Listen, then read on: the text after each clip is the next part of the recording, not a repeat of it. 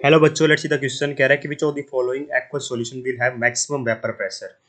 तो बेटा हमें यहाँ पे चार ऑप्शन दे रखे हैं। कह रहा है कि मैक्सिमम वेपर प्रेशर किसमें होगा। देखिए बेटा, जब भी हम किसी नॉन वोलेटाइल सॉल्यूट को ऐड करते हैं एक सॉल्वेंट के अंदर, तो जो सॉल्यूशन होता है बेटा बनता है नया, उसका वेपर प्रेशर हमारा कम होता है एज कम्पेयर टू जो सॉल्वेंट का वेपर प्रेशर था। मतलब जो सॉल्वेंट का वेपर प्रेशर होगा, मान लीजिए उसको मैं पी नोट लिख देता हूँ, प्योर सॉल्वेंट का, वो क्या होगा बेटा मेरा, कम होगा मेरे vapour pressure of, sorry, solvent का ज़्यादा होगा ना। अब जो नया सॉल्यूशन आया ना बेटा, उसका कम होगा, सॉल्यूशन बन गया है उसका वेपर प्रेशर क्या होगा बेटा मेरे प्योर सॉल्वेंट के कंपैरिजन में कम होगा।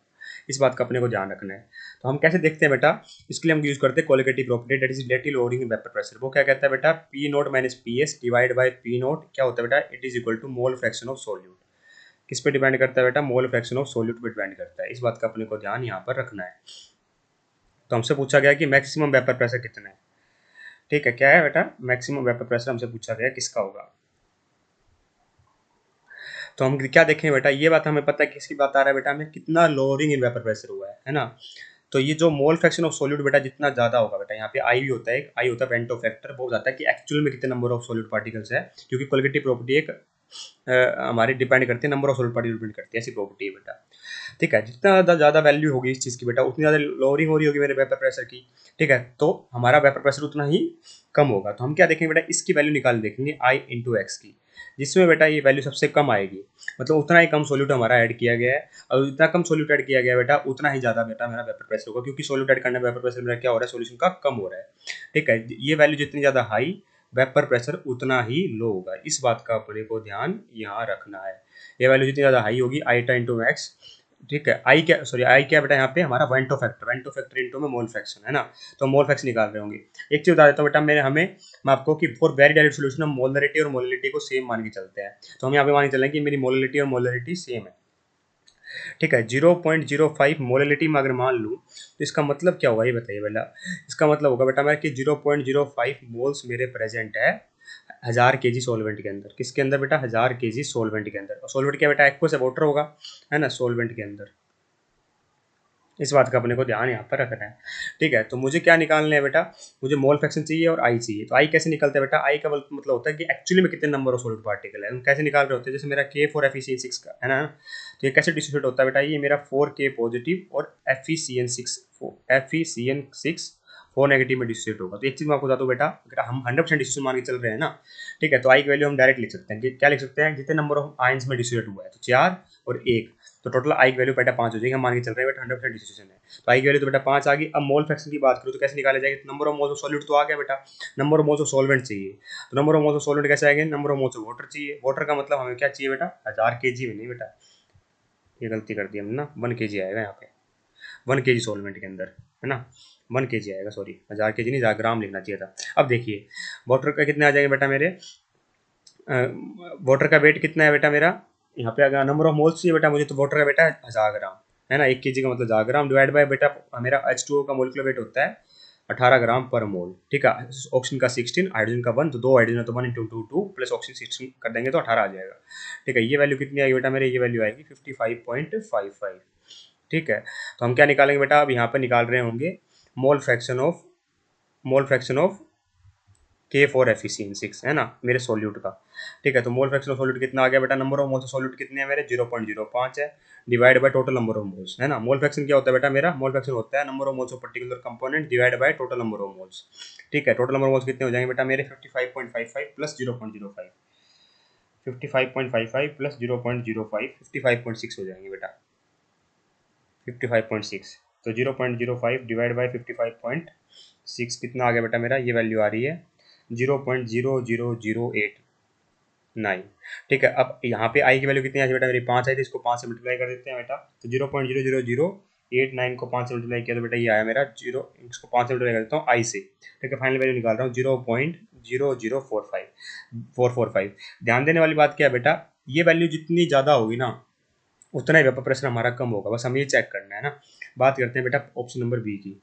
तो BaCl2 कैसे डिस्ट्रीब्यूट होता है बेटा, ये मेरा Ba2 पॉजिटिव, ठीक है, प्लस 2Cl नेगेटिव आयन में डिस्ट्रीब्यूट होगा। 100% डिस्ट्रीब्यूशन मान के चल रहे हैं तो बेटा 2 प्लस 1 3 आयन बने, तो आई की वैल्यू सीधी लिख सकते हैं हम 3 बनी बेटा, आई की वैल्यू कितनी है 3। आई का मतलब होता है बेटा number of moles of solute after dissociation divide by number of moles of solid before dissociation. तो आफ्टर डिसोसिएशन कितने हो रहे हैं बेटा, 3 हो रहे हैं। बिफोर डिसोसिएशन मान के चलेंगे कि 1 है, टोटल कितना आ जाएगा बेटा मेरा, 3 वैल्यू आ जाएगी। अब क्या निकालना है बेटा, हम देखिए 0.02 मोल्स प्रेजेंट है बेटा मेरे सॉल्यूट के, 0.02 मोल्स प्रेजेंट है बेटा, वही हमारे 1 kg सॉल्वेंट में, मतलब 1000 ग्राम सॉल्वेंट में। ठीक है, सॉल्वेंट का अब क्या, तो हमें पता ही है सॉल्वेंट कौन है, वाटर ही है बेटा सॉल्वेंट तो हमारा।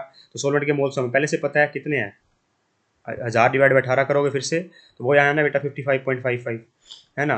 तो टोटल हम क्या निकालेंगे बेटा, अब आई की वैल्यू पता चली गई, 3 है यहाँ पे, तो मोल फ्रैक्शन लिख देते हैं डायरेक्ट बेटा। मोल फ्रैक्शन कितना आएगा किसका, मेरा सोल्यूट का। तो ऊपर क्या आ जाएंगे, number of moles of solute divide by total number of moles. Number of moles of solute कितने आएंगे बेटा, number of moles of solute कितने हैं, 0.02 divide by total number of moles कितने हो जाएंगे, 55.55 प्लस 0.02, तो 55.57 हो जाएंगे बेटा, ये 55.57। ठीक है, तो 0.02 डिवाइड बाई 55.57, ये कितना होता है बेटा मेरा, 0.00035। ठीक है, इसको आई से मल्टीप्लाई कर दो बेटा, आई की वैल्यू कितनी है, 3 है, इसको 3 से मल्टीप्लाई कर देते हैं, तो 0.00035 इंटू में 3, ये कितना आता है बेटा मेरा, 0.0001 आ रहा है। इसका मतलब क्या हुआ बेटा मेरा, 0.001 नहीं, 0.001 आ रहा है, 3 जीरो नहीं है। ठीक है, इसका मतलब क्या हुआ बेटा मेरा, आप ये बताइए मेरे को। ए और बी ऑप्शन में आप कंपेयर करोगे तो मेरा जो मोल ये आई इंटू मैक्स की वैल्यू कम किस में आ रही है बेटा, बी पार्ट में कम आ रही है, इसका मतलब वेपर प्रेशर इसमें ज़्यादा होगा। वेपर प्रेशर में ज़्यादा होगा मतलब ए तुम्हारा कभी आंसर नहीं हो सकता। बात करते हैं बेटा पार्ट सी की, तो पार्ट सी में हमें क्या दे रखा है बेटा, वेट बाय वेट दे रखा है, 20% वेट बाय वेट। इसका मतलब पता है क्या, सिंपल है कि मेरा 20 ग्राम ग्लूकोज प्रेजेंट है बेटा, 20 ग्राम ग्लूकोज प्रेजेंट है किसके अंदर, मेरे 100 ग्राम सॉल्यूशन के अंदर, 100 ग्राम सॉल्यूशन के अंदर। तो हमें पता है क्या चाहिए, हमें आई चाहिए एक तो, और एक चाहिए बेटा मोल फ्रैक्शन, और सबको तो सेम ही रहता है बेटा। ठीक है, आई तो बेटा ग्लूकोज मेरा नॉन इलेक्ट्रोलाइट है, डिसोसिएट ही नहीं होता, तो आई की वैल्यू तो 1 ही होगी। बात करें बेटा मोल फ्रैक्शन की, तो मोल फ्रैक्शन कैसे आएगा ग्लूकोज का, नंबर ऑफ मोल्स चाहिए बेटा ग्लूकोज के। तो ग्लूकोज क्या होता है बेटा मेरा, C6H12O6 होता है बेटा, ग्लूकोज क्या होता है, C6H12O6 होता है। इसका मोलकुलर वेट निकाल लेते हैं बेटा। तो कार्बन का होता है बेटा 12, तो 12 इंटू में 6 कर दूंगा मैं। ठीक है 12 इंटू में 6 कर दूंगा। हाइड्रोजन का होता है बेटा मेरा 1, तो 1 इंटू में 12 कर दूंगा। ठीक है, और ऑक्सीजन का होता है बेटा 16 इंटू में 6 कर दूंगा। ठीक है, तो कितना हो जाएगा बेटा मेरा, 12 छिके 72, 72 प्लस 12 प्लस 96, 180 आ जाएगा बेटा मेरा। तो ये हो गया मेरा 180 ग्राम पर मोल, 180 ग्राम पर मोल। क्या आया बेटा मेरा, ये ग्लूकोज का मोलिकुलर वेट आ गया। और ग्लूकोज की आई की वैल्यू कितनी बेटा मेरी, 1 है, तो मोल फ्रैक्शन कितना आ रहा होगा, number of moles of glucose कितने हो जाएगा बेटा मेरे, 20 divide by 180। Number of moles कितनी, नंबर ऑफ मोल्स क्या होता है, given weight by molecular weight, तो गिवन वेट 20 ग्राम, मोलिकुलर वेट ग्लूकोज का 180 डिवाइड बाय बेटा क्या आएगा मेरा, total number of moles. Total number of moles कितने हो जाएंगे बेटा, यहाँ पे मेरा क्या है, ग्लूकोज सॉल्यूशन है। ठीक है, तो किसके अंदर बना हुआ बेटा, वाटर के अंदर सॉल्यूशन बना हुआ मेरा, है ना। तो आपको यहाँ ग्लूकोज की मोलिकुलर वेट, ग्लूकोज का नंबर ऑफ मोल्स 120 बाई 180 आ गया बेटा। ठीक है, प्लस वाटर का कितना हो जाएगा बेटा मेरा, यहाँ पे आ जाएगा वाटर का 100 डिवाइड बाय मेरा 18। ठीक है, हालांकि हमें ना ये 100 ग्राम सॉल्यूशन हो गया ना, तो वाटर का ऐसे कर लिखना चाहिए, सॉरी। ठीक है, तो वाटर का वेट कितना होगा एक्चुअली में, यहाँ पर वाटर का वेट होगा, अगर पूरे सॉल्यूशन का वेट 100 ग्राम है, उसमें ग्लूकोज का वेट 20 ग्राम, तो वाटर का कितना होगा बेटा मेरा, 80 ग्राम होगा। कितना होगा, 80 ग्राम होगा। तो निकाल लेते हैं बेटा, 20 डिवाइड बाई 180 होता है बेटा मेरा 0.11। कितना होता है बेटा मेरा, 0.11, 0.11 यहाँ आ जाएगा। ठीक है, तो 80 डिवाइड बाई 18, 4.44। इसको सोल्व कर लेते हैं बेटा, 0.11 प्लस 4.44, 4.55 हो गया बेटा। तो 0.11 डिवाइड बाय 4.55, तो कितना आ जाएगा बेटा, 0.11 डिवाइड बाय 4.55, ये होता है बेटा 0.02। क्या है बेटा मेरा, 0.02 आया। तो ये वैल्यू तो बेटा और भी ज़्यादा आ रही है। अगर ये वैल्यू बेटा ज़्यादा आ रही है, आई तो वैल्यू 1 है ही, आई से मल्टीप्लाई करेंगे तो भी सेम रहेगी। अगर वैल्यू ज़्यादा आती है तो मेरा वेपर प्रेशर कम होगा ना, क्योंकि मतलब इसका मतलब क्या हुआ कि number of moles of solute ज़्यादा ऐड किए गए हैं। ठीक है, तो आई की वैल्यू मेरी कम हो जाएगी बेटा, और भी अगर मेरी आई की वैल्यू कम हो जाएगी बेटा, तो ये भी हमारा आंसर, मतलब आई की वैल्यू कह रहा हूँ, मेरे वेपर प्रेशर की वैल्यू और भी कम हो जाएगी, क्योंकि जितना number of solid particle add किया जाएगा, इसका मतलब उतना ही मेरा वेपर प्रेशर कम होता जाएगा। ठीक है, तो यहाँ पे मोल फ्रैक्शन सॉलिड का ज़्यादा आ रहा है तो वेपर प्रेशर कम होगा। तो डी में देखिए बेटा, डी में तो ऑलरेडी गिवन है, मोल फ्रैक्शन सॉल्यूट का कुछ देखने की जरूरत ही नहीं बेटा। और मेरा यहाँ पे डिसोसिएट होगा ही नहीं बेटा, तो आई की वैल्यू क्या रहेगी, 1 ही रहेगी इसमें। आई की वैल्यू क्या रहेगी बेटा मेरे, 1 ही रहेगी। इस बात का अपने को ध्यान रखना है। ठीक है, तो क्या हो गया बेटा मेरा 0.01 ही हो गया डायरेक्ट मोल फ्रैक्शन। अगर 0.01 है तो इसका मतलब ये तो काफी हाई वैल्यू है एज कम्पेयर टू बी। तो बी में तो क्यों, बी में तो 0.001 आ रही थी, तो काफी कम आ रही थी बेटा। जितनी कम आएगी बेटा वेपर प्रेशर उतना ही ज्यादा होगा, तो ये भी हमारा आंसर नहीं होगा। Answer option number B is perfectly correct here. देखिए आई टू सॉलिड है ना, आई टू सॉलिड। ठीक है, तो ये आयंस की फॉर्म में डिसोसिएट नहीं होता बेटा, इस बात का अपने को ध्यान रखना है। ठीक है, क्योंकि इलेक्ट्रोलाइट नहीं है बेटा, ये कोवलेंट बॉन्ड बना रहा होता है मेरा आई टू। ठीक है, तो option number be perfectly correct हो जाएगा। आई hope you understand the answer कि जिसमें सबसे कम वेपर, जिसमें सबसे कम मोल फ्रैक्शन आया बेटा, ठीक है, उसमें मोल फ्रैक्शन ऑफ सॉलिड सबसे कम, उसमें वेपर प्रेशर सबसे ज्यादा होगा।